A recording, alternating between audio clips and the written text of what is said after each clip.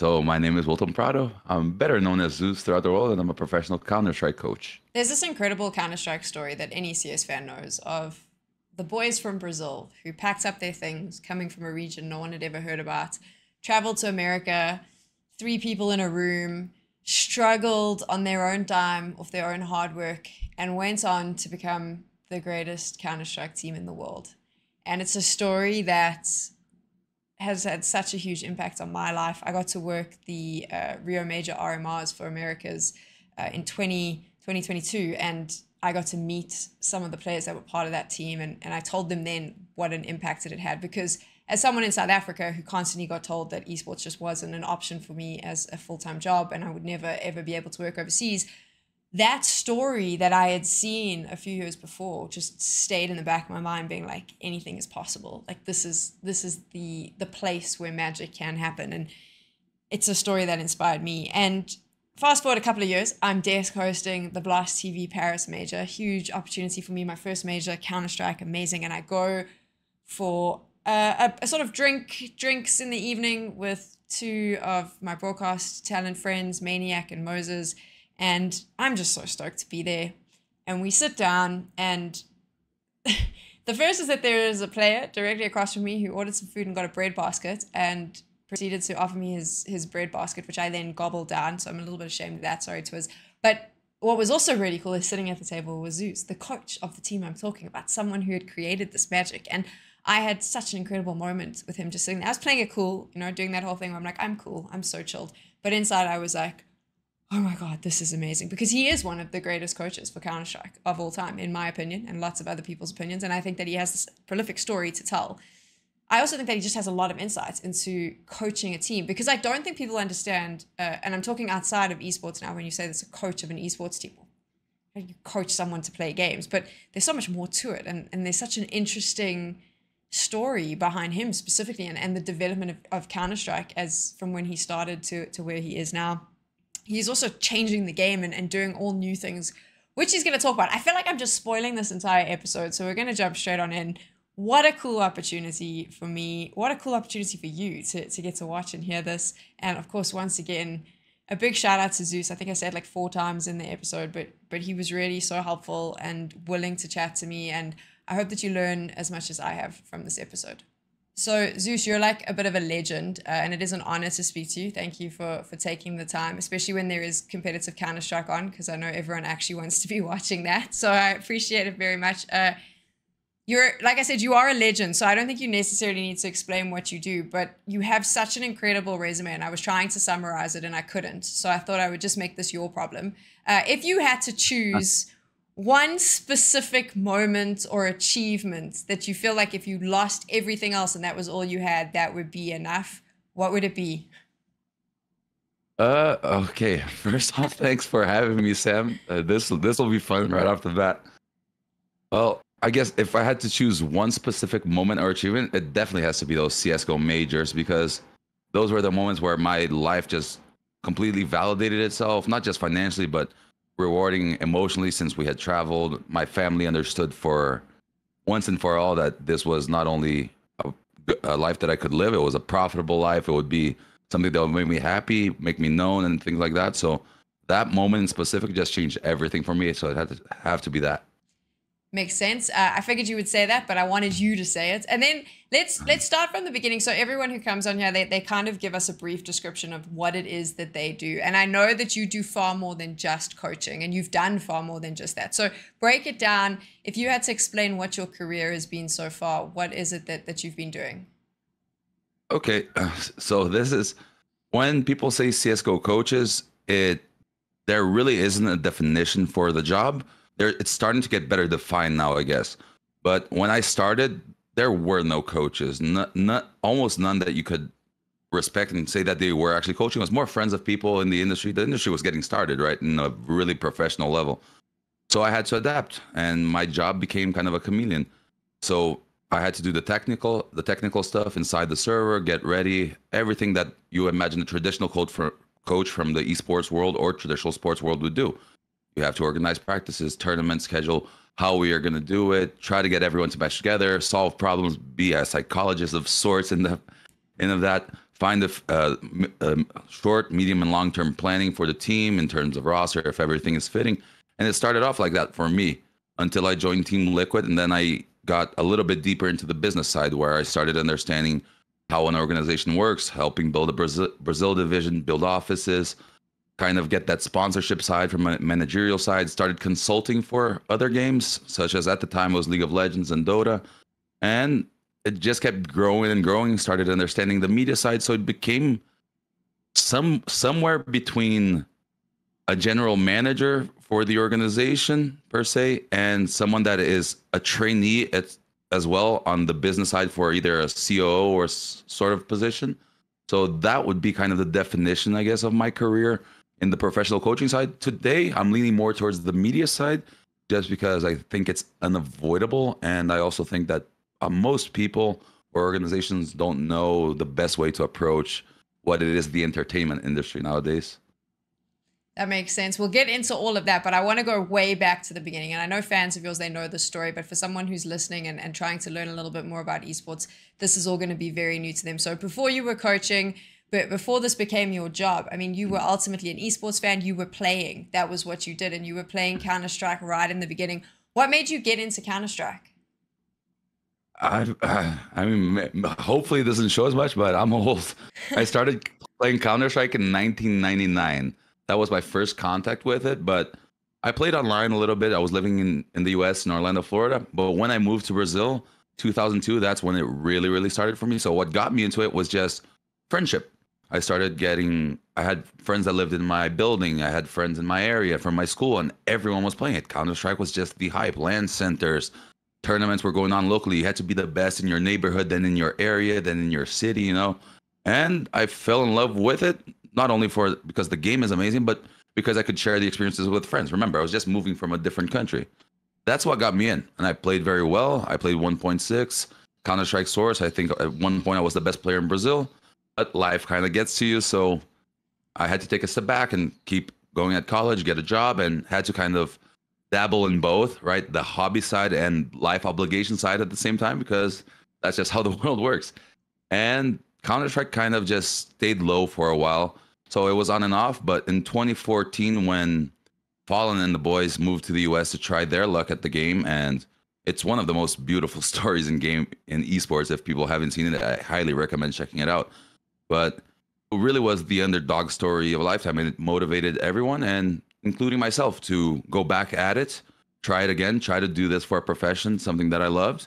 So I kind of quit everything, went back to it, and then the rest is kind of history in the sense that we started getting good really fast, and within 6 months, we were the best team in the world. We won a major tournament. Brazil wasn't even a well-known region at the time, and somehow we made it out of here. And we not only started making playoffs, which was unheard of, we started winning events and became the best. And then I went on to coach the American teams, things like that. But that's kind of how I got started in it all. It was just one for friendship. And then when I came back, it was because of the same friends and people that I knew from the beginning. It's such an incredible story. And that whole story of everyone moving to the States, ironically, because I obviously live in South Africa, which is a very small region. That was inspirational to me. Even though I wasn't a player, I looked at that and I went, hell, I could do this. Like, I can make this. Because when I was starting out, everyone said you cannot leave South Africa and commentate and host. And I was like, hell, if they can do it. And it was at that time, like you said, Brazil was an unknown region. I was like, if they can do it, anyone can do it.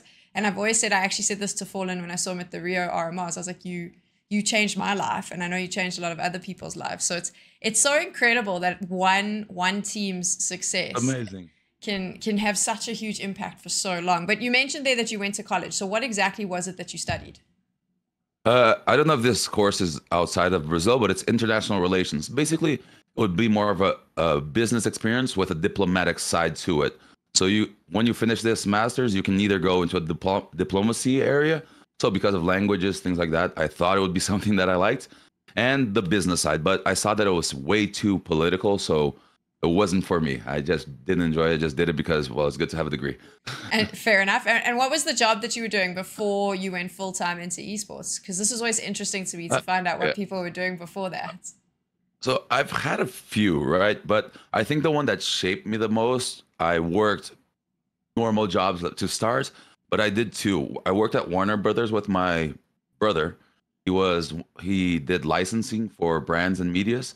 So he did like Looney Tunes, Bugs Bunny, all that kind of thing, but he did it for businesses on a general sense. So I learned a lot about the marketing and branding side of things and how the world works there. He taught me a lot as a brother about reality. And then I moved to expatriation, which is closer to my diplomatic area. But when people go to work in other countries, there's a whole judicial problem that you have to go through to get their visas, their correct visas, their residency to be approved for how long, what kind of visa they have. And that's what I did by bringing people to Brazil and taking Brazilians outside to American corporations, French corporations, China, South Korea for Samsung. So I just dabbled in a little bit of everything.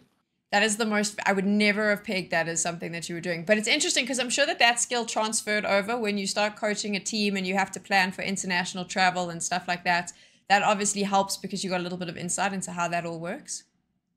It definitely did help that we knew what to say to the immigration to begin with, right? Because that's something that was very scary for us at the beginning of career. Because I think it was 2016 when the first P1 visa started coming out.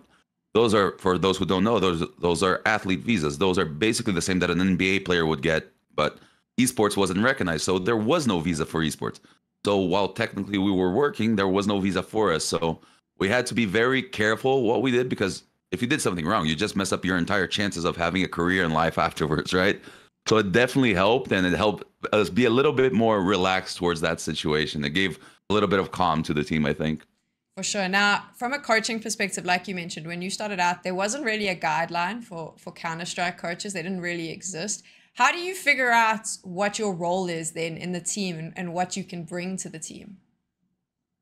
I think it was just being able to be very analytical in a sense and take a step back and just see what I can bring to the table. I wasn't thinking as a coach. At first, coach was just a title. I was thinking, what can I bring to the team? So over 2 decades of game experience. So of course I can bring some technical side. I think I'm a pretty good people person, if I may say so myself. So I'm like, I'm going to help keep this group of people together, keep them motivated, keep them in line. If there's ever a disagreement, I'll just bring it onto me and like make the players not focus on themselves, kind of a thing, right? So I'm like offloading some of the heavy emotional work off of them. Started at the beginning, Ricardo couldn't travel, so I had to do everything that was travel related. So while I understood what it was, I had never been to Europe at the time. So I had to understand how it would be there, how we get there, who I have to talk to. In the beginning, I was the only one that had like solid English. Fallen could speak it, but he still didn't feel comfortable on, like I said, a traveling level, being responsible for things like that. So those were my first steps into the coaching side. I'm just like, how can I help? And I just tried to be the person who, you need water? I'm going to get you water. You need tactics? I'm going to get you tactics. You need a new smoke for the map? I'm going to get you that. You're fighting? Don't fight. Don't do that. And if I thought that they needed to do something different, I tried to pitch them the idea and make them think it was their idea. Because if it's your idea, it's a lot easier for you to follow through with it. So I tried to get like bundle up the best ideas and get everyone on board. My whole job was to keep everyone aligned and on the same page. It's really interesting because when this was all starting out, it wasn't like it is now. I mean, now teams have full travel teams that are planning everything for them. The tournament organizers have full travel situations set up. We've obviously got performance coaches, and we've got accountants, and we've got lawyers, and we've got all of these people that come together to kind of help this team make it easier for them to play. You didn't have any of that when you started out coaching. That all fell on your shoulders. I shared, like I said, I was a coach, but we had a manager, Ricardo. His wife helped a lot as well at the time. Everyone that was just pitching in. We were defining the career in the careers in the beginning by genuinely just wanting to help in whichever way we could and whatever we had expertise in. So it was rocky roads in the beginning. It was kind of crazy. There were a lot of head bumping into the wall to understand how it worked and get it right every time. But because of that situation, we had to learn fast. So I think we were probably the first self-sustainable, in a way, organization, or at least CSGO esports department from the esports industry. It was just us, but we were able to take care of everything. There wasn't even Astralis at the time, which was like the player-made organization belief at first. So it was a really interesting time. It was a really cool time. I think it's also one of those things where you were able to kind of create a road for everyone else to walk down. And that's always amazing because everyone saw that and said, okay, this is how it should be done. But I'm curious when you're starting out, because the more you talk about this, it's very clear that there was a passion here. You wanted a coach, like you said, it wasn't necessarily the title. You just wanted to help the team as much as possible. I'm presuming at this point, no one is going, this is going to be an opportunity for us to turn this into a full-time career and we're going to make stacks of money. It seems like it was more just we're really passionate about esports and we want to put our team on the map. Yeah, it wasn't about the money. We knew it was possible, but the amounts were a lot lower back in the day, right? So the Fallen the boys, when they moved, they got $0. They were community funded, like everything was up in the air. When they were able to finally get a team after many teams made offers, it was $1,000 salary for each. So you're not making. So it wasn't about the money. We were sharing 3 people in a bed. One sleeps on the couch. It's 100 degrees Fahrenheit at 2 a.m. in the middle of the high desert in California. So it was a little bit everywhere. There was no roadmap. Definitely, it was just people trying to help. But don't get me wrong. I think it was one of the happiest points in my life because everyone just had one goal, which was we didn't want titles, but we wanted to be recognized that we were good. Because if I had invested 2 decades, Fallen has invested nearly 2 decades. Burr as well. FNX is about the same time as me. So it was like everyone's entire lives on their shoulders. So you felt that everyone had kind of a chip on their shoulder to prove against everyone and to everyone. So it was, I've never ever worked again in an environment where everything was so aligned on every corner that it just, all cylinders are firing at all times. There is no wasted second of it. How does it change though? So you go from this band of brothers and then everything starts getting commercialized and corporate, and you've obviously now taken jobs with bigger organizations where you've got these shareholders and everything is a lot more business aligned. How did you deal with or adapt to that change from coach for this community funded team to coaches of big MGOs, like you said, and where suddenly the pressure, I presume, is a lot more? Yeah. So the transition for me was in two parts. Once I left my initial brother team, SK, we were already the best team in the world, so I already had a lot of industry respect in regards to the coaching scene and what I was able to bring inside the server and to my immediate surrounding. So I went to play for a little bit, didn't work out for like 3 months, and then I immediately went to coach Team Liquid, which to me now is one of the largest, if not the largest organization in North America and consequently the world. And I have to be very thankful to them here because they really took me under their wing. They believed in me so much from the coaching side. I led them from 29 in the world to second best consistently, only losing to the best. So that part was done. But I already knew how to do that. I'm someone that when I learn how to do something, I try to master it as soon as possible to do it efficiently, right? So I moved into that business side, which was first bring a Brazil team. Then you start working close to the people. Like I worked very close to the CEO, and I only truly answered to the CEO, which was Victor, and he specifically took me under his wing. That's why I said I was like a trainee. I started to understand everything. Worked very close to Mike Milanov, which is one of the best CEOs I've ever seen in the industry as well, how he was able to raise facilities. So I started understanding what makes an organization profitable, how you need the influencer side and the media aspect. So basically, esports organizations are actually, in my mind, more of a media agency than an esports organization. It's just a media agency that's validated by esports organization, in my view, or at least the ones that actually make it profitable, right? There are other avenues of ways to do it, but that's how I started to understand it.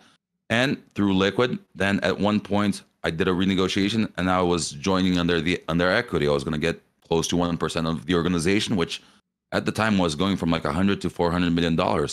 And that at that point, I'm fully focused on the coaching side, but my mind, as I think I have ADHD or something, was always trying to focus on the back end and understanding that side of how the actual industry works. So my transition, thankfully, was one of the easiest I think possible because I've worked in such a structured place. Liquid just has great ideals in how they want to approach the esports industry and make it profitable. I started meeting their business partners. So I went to Axiomatic and Bruce. So like the billionaire investor side, I started getting in touch with those and understanding. And then I understood how, again, like if I needed something in the organization, there was once or twice where I even needed to go above my CEO, but that's how the industry works. So I just went straight to the investor, like, I need this to happen. I need this much money, make a report, make it happen. And the visions were aligned. It turned out to be right in the end because it was a big risk. But my experience there was mostly just having like opening my mind and having everything funneled in to try to get the feeling. And I think I did a good job and I think they did a great job. How much pressure do you feel when you're coaching these teams that you've obviously led them to these huge victories, but now the pressure's on to keep those results coming in? I mean, how do you deal with that on a personal level? Because I presume, I mean, you're talking there, you're mentioning the numbers. We know esports has grown. Suddenly there's a lot of money on the line. You've got to feel an infinite amount of pressure. I think for the money side, I don't think we did because, well, to start off, we won 2 majors, and so that's pretty big in itself, like in the prize pool. So remember, we were getting like $1,000, and out of a sudden we won $2 million tournaments, and our salaries got an exponential bump because we were the best team in the world. We had an era, and we were the most mediatic team in the world. So I understood that we needed to be good, but we also needed to be in the media. We needed to be in front of eyes and things like that. So we were the most popular team in the world. So it's obvious that we were going to get the best contracts in the world. So we had the best esports, or at least CSGO contracts in the world for a number of years. So I wasn't worried. The pressure wasn't there. And from the crowd side, Brazil is just way too big. So we learned early on by the hard route how to handle with pressure, because if you win one game, you're the best. If you lose a game, you're the worst. And I'll exemplify that so you understand how potent it is. Brazil had never, ever in CSGO won a best of 3. For those who don't know, a Counter-Strike game can be 1 map or 3 maps mostly. There used to be best of 5, but doesn't work anymore. So never in its history. We not only won a best of 3, we won 3 best of 3s and made it to the final of the world tournament in our first ever tournament together. So we had the most miracle underdog run in history for a while. So everyone's like, we love you. You're amazing. You're the best. Second tournament, we did it again. We made it to the world finals. You're amazing. You're good. Third tournament where we got to the finals. Second place. You suck. How do you keep only getting second place? So like the switch turns very fast, right? So at first it was a big impact. So we learned it the hard way by really taking it in, feeling what we needed to feel from it, and learning how to. We have a saying here, it would be casca grossa, but it's basically we shelled ourselves. We didn't care what anyone outside of our group thought. It was as simple as that. When we won, thank you, everyone. We love it. We read the comments. If you lose, I don't care, because the only people who are going to understand are the 6 people inside the server. And by consequence, Ricardo and Camilla, who were there in the house with us the entire time. Everyone else knows nothing about what's going on in here. They have their opinions, but they don't know what we're thinking, why we're doing. They don't even know how we got here. And most of the people saying don't even know how to get here. So why am I going to listen? So the pressure really, really wasn't that much. To keep it up, the pressure is more internalized. That's a little bit more. That saying is cliche, but it's cliche for a reason, I think. It's easy to get to the top. It's hard to maintain. We maintained for a while, but my opinion is this. I think that once you get to the top, you need to have a really good mentality and upbringing for you to be able to shell yourself, even because we shelled ourselves as a group, but for you to shell yourself, your mind, because when you're the best, all your friends are like, you're the best. There's nothing you can do wrong.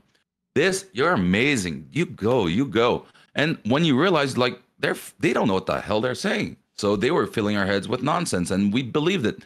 So that's what I think is the biggest pressure. I don't think it's crowd. I don't think it's that. I think it's you with you kind of a thing. You just have to be real. Like, am I still with the same mindset as how I got there? Because if I'm not, you're going to fall off. It's kind of like simple when you break it down, but it's hard to see it if you're inside the situation.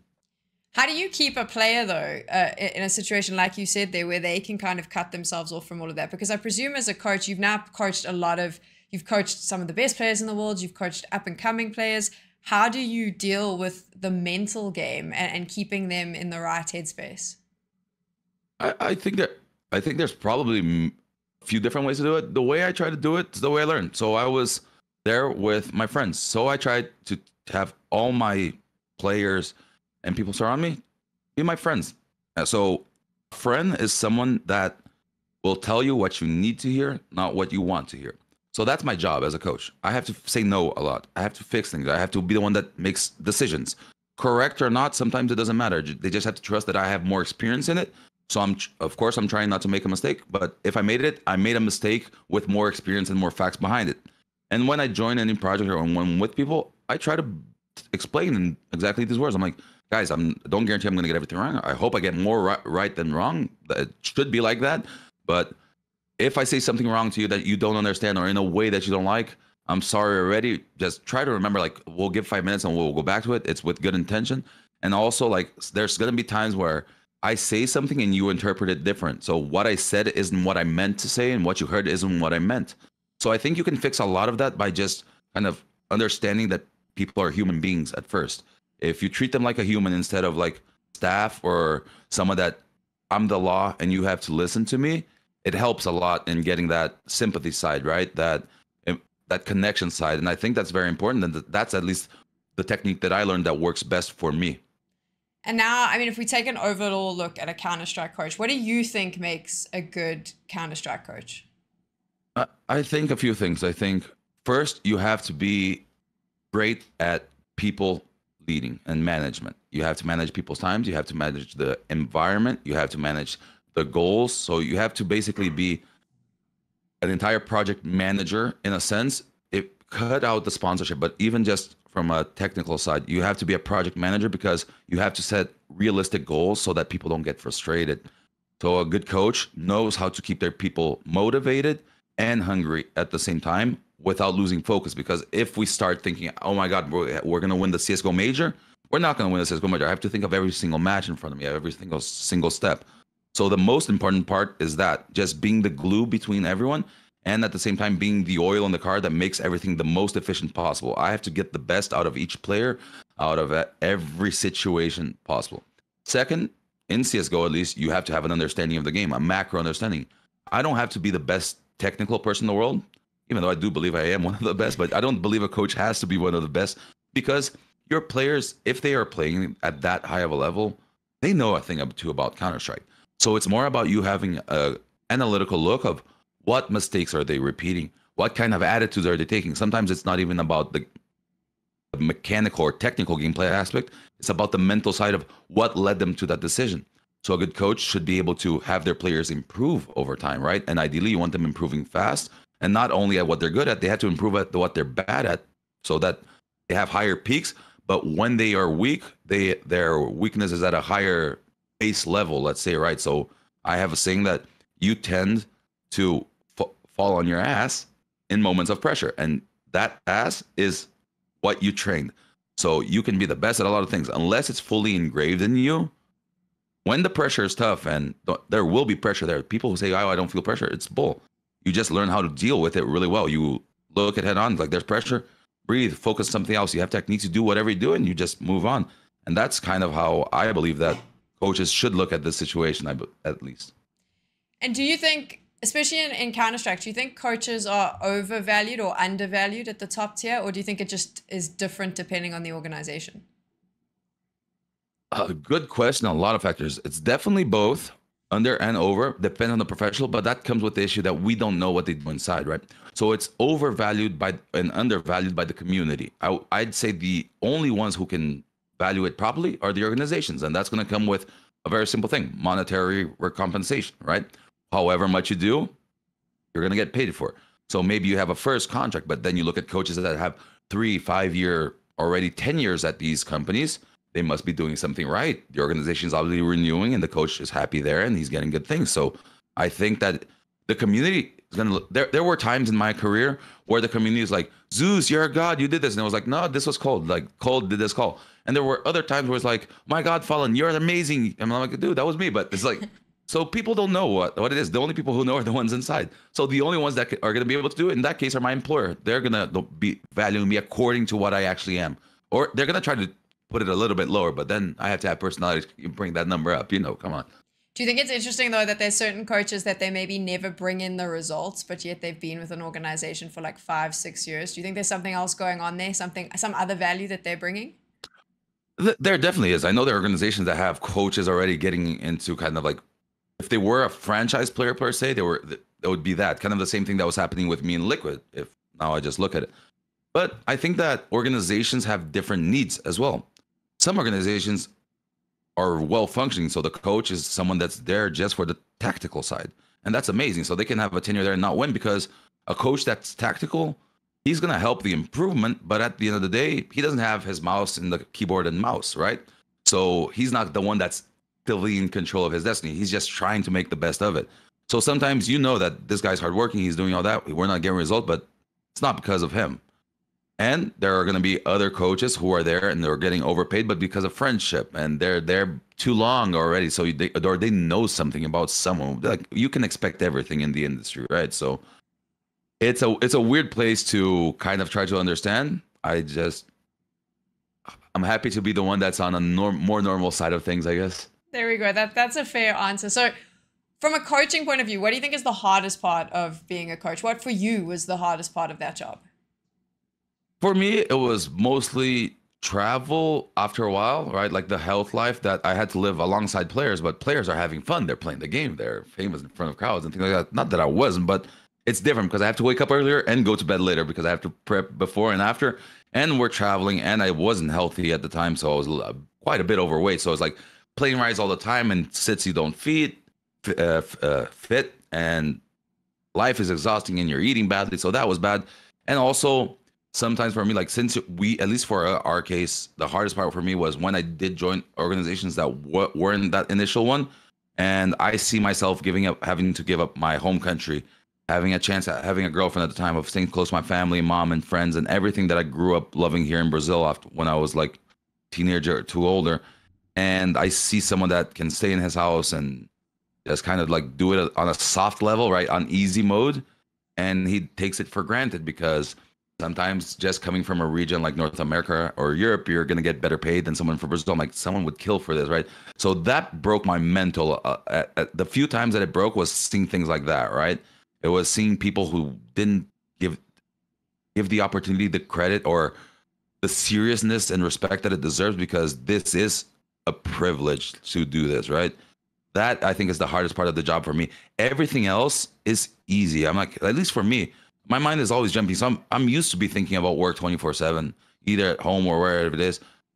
Counter-Strike, come on. I think I've had probably over 25,000 hours if I can find Counter-Strike together. So that's just comes naturally. Like I've played Counter-Strike for 2/3 of my life. I'm 35, turning 36.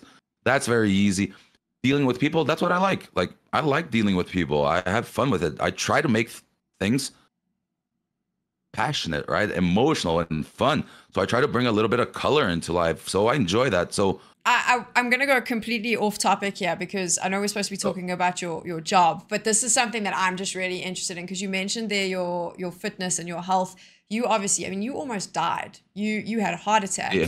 and it's just curious to me because I nowhere near the same. I just went on a bit of a health journey and I decided I needed to get fitter and take care of myself because I felt like my lifestyle was such where.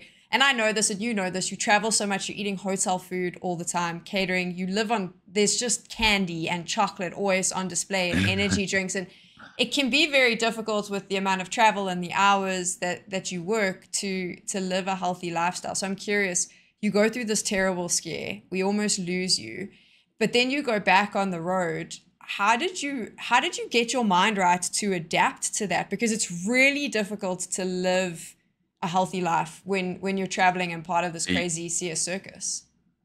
It is. But thankfully for the heart attack, caught it in time. I'm here and I'm better than ever, so it's all good. Don't worry. All right, what changed? As obviously, right? When you have a life-threatening experience, like I had 95% chance of death, I think, with the type of coronary thing that I had, and I'm fine. I didn't die, and 99% chance of like having leftover or something happening wrong. And again, better than ever. I actually caught it early, so now everything's fixed and I'm good. So my mind is like, of course, I'm going to do it better, but I know I have to take care of myself, right? So when I did it on the road, I just, yeah, it's hard, but I'm going to have to do it, whatever. So I'd wake up 7:30 a.m., 8 a.m., walk 2 kilometers, go to the gym, did a little boxing there, walk 2 kilometers back, take a shower, eat healthy, start doing everything again. So I just had to incorporate it. If I didn't have time, so I did it from 8 a.m. to 10 a.m., from 10 a.m. to 12, I prepped my team thing, had lunch, everything like that. I just had to fit it in. I slept 6 hours, 7 hours, but what can I do? It's the best that I can. It's better I sleep 1 hour less and I don't risk having another one of these than it is just to get 1 extra hour sleep. At the end of the day, like I'm already getting a ton of extra hours here. I don't need to sleep anymore now. That's such a like winning mentality. That is obviously why you were also able to lead these teams to victory and be so successful, because you just go, right, this is the change that we have to make. It's like a mental, I've always said I feel like the best players are the ones that are mentally strong, because at the end of the day, that is, you can be the best in the server, but everyone is playing at such a top level. Like the mental fortitude that comes with being successful is something that maybe we don't appreciate enough. I don't know. What do you think? I agree, because like I said, like for me, right, I say I have ADHD and today I have no problem talking about it. But when I was younger, like 23, 24, even like younger, and it isn't crazy young, it was so hard to deal with thoughts running all around all the time that I thought I was going crazy per se, but I just didn't understand it. When I learned to control it, it's one of the things that made me the best. I honestly attribute one part of the factor of me at one time being the best in the world. There wasn't one single person that did this job better than me, from the fact that I was able to anticipate moves, not only in the industry of how fights were going to happen in teams and things like that, but you have to have a mental fortitude and a mentality to just flip switches and be analytical of things, because to be able to very blatantly analyze the situation, including yourself, including immediate close people close to you, to make these decisions is hard. For me to make a decision, how I learned is sometimes I just have to trust my gut and make a decision. So my brain is programmed to, I make a decision, I trust it, and I go through with it. I don't care if it's hurting. I don't care what's going on. You have to do it. And it is part of the reason of success, because I see that trait in so many other teams, the ones that I've worked with and ones that I haven't. People just have the ability to focus on something, dial down, right? And that's something people need to learn from the fortitude. Sometimes it isn't even that it's hard. It's just about starting. It's literally about starting. You've mentioned now, obviously, you were playing, you were then coaching, and you've mentioned now that you're taking another shift in your career. So explain what direction you're going in now. Yeah, so it's wide open in a sense, right? I didn't make a post or anything about it, but I hope I don't sound like someone who's just like offloading things. But I had a really bad experience in EG, the organization. Surprise. And yeah, and it just killed me wanting to stay in esports. It wasn't only them, but it was like the last straw kind of a thing, you know? It was so bad. I'm like, oh no, screw it. I don't want to work for incompetent people. I'm done with this. And then I had a 2-year break. I tried to do my other things, and I ended up coming back to Counter-Strike. Love it. It just, they say, you have a saying, right? Nerds don't quit, they retry. So I guess that's kind of what happens. I just retried into the server, went back into it, and I had a bad experience again. So different than there, like I said, between all this, I had a heart attack, shifted mentality. I'm not going to be butthurt or struck over this. And then I'm not going to go, pouting or anything like that. Just, it is what it is. Move on with it. But at the same time, the realness of my situation, I believe, is Brazil is always like 5 years behind in the esports industry. So things here are naturally behind. And I have to realize we have gigantic organizations that don't know how to be run. I don't think there's one that truly knows how to run themselves, or that has at least done it. Some might have the knowledge, but weren't able to execute it yet. And when it comes to international teams, I don't know if they're going to call me, and it would have to be something really good. Like I'm talking like the G2 level, a phase level kind of a thing for me to consider it, because I don't want to work for incompetent people or things that I don't believe in. I'm past that time. So I hope it doesn't sound too cocky or too dismissive of everything, but it's just the truth of what I feel. Is like, it's not worth it. I know my value. I'm done with like I don't need to prove my value anymore. I just want to work on something that works, but I'm not going to keep losing time and time trying to find that place again. So my career at the moment is taking a step in the direction of content creation. I'm bringing this content to, at first, Brazil. I'm teaching all of the abilities that I learned through my career, everything that I want to pass on, the values, how we did it, sharing stories. The best way that I can teach, I think, is just what I lived through, right? So I give analogies to my community of how we did it. I tell them the story, what was our mindset, how people were doing, in hopes that some people will be able to extract some knowledge from that and get better themselves. And I think it's quite possible. I was able to do it for a few teams. So again, I know what I'm talking about, right? It's about just me learning now how to be a little bit better of a showman about it, but also about packaging it the right way towards the community, so that no one wants to listen to something that's boring. I'm going to have to learn how to make something that is inherently boring, which is learning in long form. It's entertaining, but there's gonna be a way. There has to be a way, right? And as for the coaching thing, like I said, my doors are open. I'll even use your place as the one place where I put it out, as I haven't put it out anywhere. I'm open to offers from people, but I don't know if people even look at me. CS time flies fast. So Zeus was one of the best, and I was one of the leaders. And I think only me and Zonic for a great period of time were the ones that kind of shaped what coaching were. I don't know if 2 years down the road, people even remember it like that, or like me, I'm going to have my version of the story, or if they see it. So if there are international teams that want to send me an offer or chat, I'm all down for it. But better be serious about it. And like, if you're small, I'm just going to be real. It's not for me. It's not what I'm looking for in my career. It's not what you're not going to get the best version of me in that sense. So that's what I'm doing right now. I love that though, because I mean, the fact that you're now bringing back what you've learned to Brazil is really important, because you had to leave Brazil to learn it, and obviously leave Brazil to put them on the map. But now you come back and you're able to share that knowledge. It's really, for someone who comes from a small region, I understand that. That is ultimately what we have to do, because it is the only way we can grow the region. All the money in the world from tournament organizers, and like you said, organizations with lots of cash mean nothing if you don't have that fundamental base. And who better than yourself to explain that to people? And hopefully someone listens, because ultimately that's the only way we can build in these different regions.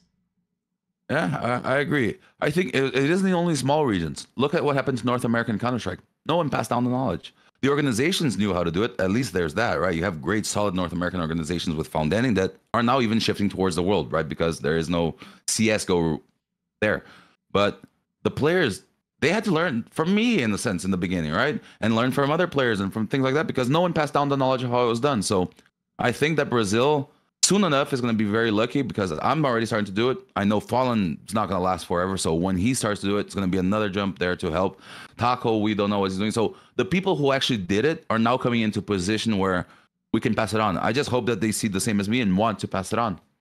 I hope that they want to pass it on as well. And also I hope that the newer generation understands what you did. Because I do think that sometimes this gets forgotten, where you get a whole new generation of players and they miss that whole story and they miss the legacy. And yes, they've heard about it, but I do think if you haven't lived it, you don't truly realize like what an impact it had. And sometimes I do worry that maybe that gets lost in history. Like you said, you know, it's a couple of years later, organizations forget that you were able to completely change the way coaching worked. So like, do you think that that's also the case, where maybe the new generation comes up and they don't realize what was involved to create the ecosystem that they're now playing in? Definitely, there's a gigantic part, because people don't know what's going on and things are like that. But again, it's just a reality, right? I didn't market as well. If I look back, I'm like, hey, if I wanted people to know, I could have maybe just done a vlog, you know, someone would maybe understand what it's like. So we have fault in it as well, but that's kind of it is. It's road, but there was no road, so we build a road. Hey, now there's a road. Now come through this path. This is easier. So I'd recommend anyone coming out, yeah, do your media, do your vlog. Like, don't take the focus away, but you're gonna have to have longevity in your career after it. As for the young generation, I imagine they don't know fully, but at least here in Brazil, maybe they, like in Brazil, I'm still very well recognized. We are one of the OGs, because in Brazil, it's a little bit different, that we didn't just do Counter-Strike. We kind of started international esports in Brazil. Like, we brought all the spotlights. It was at the right time, everything. So we're seen kind of like in even an unattainable figure. Sometimes I go to an event, I'm like, I can't believe I'm talking to Zeus. I'm like, yeah, like I'm here, and it's not from a fan thing. Like they just thought, hey, they are the best. They're on the table, and they live outside Brazil. Like, they don't stay here, so people don't even think, like, sponsors or sometimes think that they can get in touch with us. But if they don't know the story, that's fine. From the organization point, if they forget its history, I will never forget. And like, that's kind of my mentality.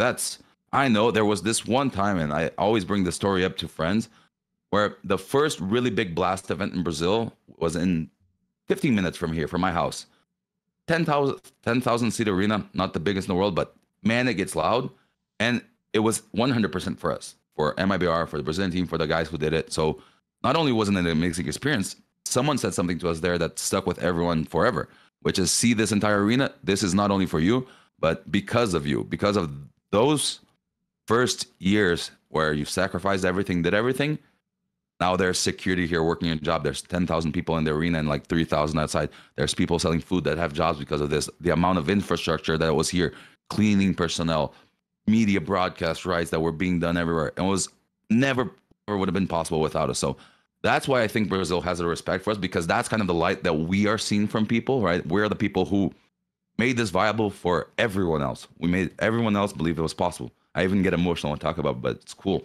And I think from us, just knowing that we did it, if the orgs don't care, like, thankfully I've made money, right? And I know, more importantly, how to make money. So that doesn't frighten me, that they don't know, like, I'm a smart guy. I'm going to find my way. That's the truth. Like, I believe in myself, and screw it. Whatever else happens, if I have that, I'm good to go. So it doesn't worry me, but I do wish that I had done my part right in telling my side of the story throughout history to show the impacts I've had on teams, organizations, departments, and structures. Because even I'm bad with memory. I sometimes don't remember everything that I did through it. I remember what people used to say about me that worked with me, so I know how good I was. But even sometimes I forget little specific details or cool stories about what was done. I'm like, oh man, that was awesome.